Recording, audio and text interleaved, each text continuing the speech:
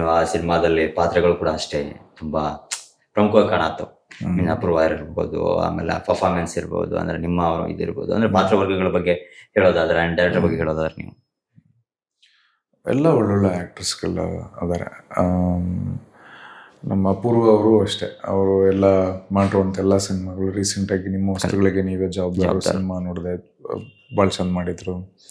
And ಅದಕ್ಕೂ ಮುಂಚೆ ನಾನು ಅವ್ರನ್ನ ಸೀರಿಯಲ್ ಟೈಮಿಂದ ನಾನು ನೋಡ್ತೀನಿ. ಹೌದು. ಗುಲ್ಟುಗೂ ಮುಂಚೆಯಿಂದ ನನ್ನ ಮೊದಲನೇ ಸಿನಿಮಾಗೆ ಮುಂಚೆಯಿಂದನೂ ಅವ್ರು ನನಗೆ ಒಳ್ಳೆ ಸ್ನೇಹಿತರು.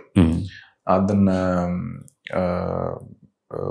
ಗುಲ್ಟು ನಾವು ಶುರು ಮಾಡಬೇಕಾದ್ರೆ ನಾವು ಇನ್ನೊಂದು ಪ್ರಾಜೆಕ್ಟಿಗೆ ವರ್ಕ್ ಮಾಡಬೇಕಾಯ್ತು. ಆ ಪ್ರಾಜೆಕ್ಟ್ ಕಂಪ್ಲೀಟ್ ಆಗಲಿಲ್ಲ ಅನಿವಾರ್ಯ ಒಂದಿಷ್ಟು ಕಾರಣಗಳಿಂದ.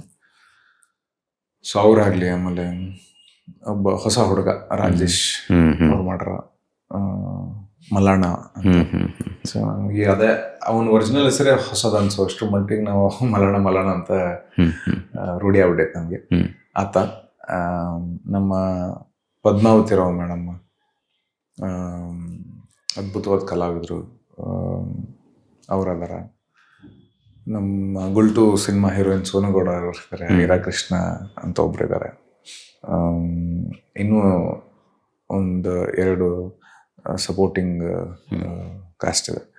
ಧರ್ಮೇಂದ್ರ ಅರಸ್ ಸರ್ ತುಂಬ ಒಳ್ಳೆ ಪಾತ್ರ ಅದು ಆ್ಯಕ್ಚುಲಿ. ಬಟ್ ನಮ್ಗಲ್ಲಿ ಎಕ್ಸ್ಟೆನ್ಷನ್ ಆಫ್ ಆ ಒಂದು ಪರ್ಟಿಕ್ಯುಲರ್ ಎಪಿಸೋಡ್ ಇಲ್ಲ ಜಾಸ್ತಿ ಆಗತ್ತೆ ಅನ್ನೋ ಸಲುವಾಗಿ ಅದನ್ನ ಟ್ರಿಮ್ ಮಾಡ್ತಾ ಬಂದ್ವಿ. ಹೀಗಾಗಿ ಅಲ್ಲಿ ಅವ್ರ ಪಾತ್ರ ಕಾಣಿಸೋದು ಇಲ್ಲ. ಅದರ್ವೈಸ್ ವಂಡರ್ಫುಲ್ ಆ್ಯಕ್ಟರ್ ಅವರು. ಆಮೇಲೆ ನಮ್ಮ ಅತ್ತಿಗೆ ಕ್ಯಾರೆಕ್ಟರ್ ಒಬ್ರು ಮಾಡ್ಯಾರ, ನಮ್ಮ ಅತ್ತೆ ಕ್ಯಾರೆಕ್ಟರ್ ಅವರು. ನಮ್ಮ ಪುಣ್ಯ ಸಿಕ್ಕವ್ರೆಲ್ಲರೂ ಚಲೋ ಸಿಕ್ಕರು. ಎಸ್, ಒಳ್ಳೆದಾಗಲಿ. ಯಾಕಂದ್ರೆ ನಿಮಗೆ ಸಾಕಷ್ಟು ವರ್ಷಗಳ ಶ್ರಮ ಅದ, ಸಾಕಷ್ಟು ಜೀವನವನ್ನ ಅದರಿಂದ ನೋಡ್ಯಾರಿ. ಸೊ ನಿಮ್ಗೆ ಒಳ್ಳೇದಾಗ್ಲಿ ಅಂತ ನಾವು ಕೂಡ ಇನ್ನೂ ಒಳ್ಳೊಳ್ಳೆ ಸಿನಿಮಾಗಳು ನಿಮ್ಗೆ ಬರಲಿ ಅಂತ ನಾವು ಕೂಡ ಆಶಿಸ್ತೀವಿ. ಸೊ ಒಳ್ಳೇದಾಗ್ಲಿ. ನಿಮಗೂ ಕೂಡ ಆಲ್ ದಿ ಬೆಸ್ಟ್.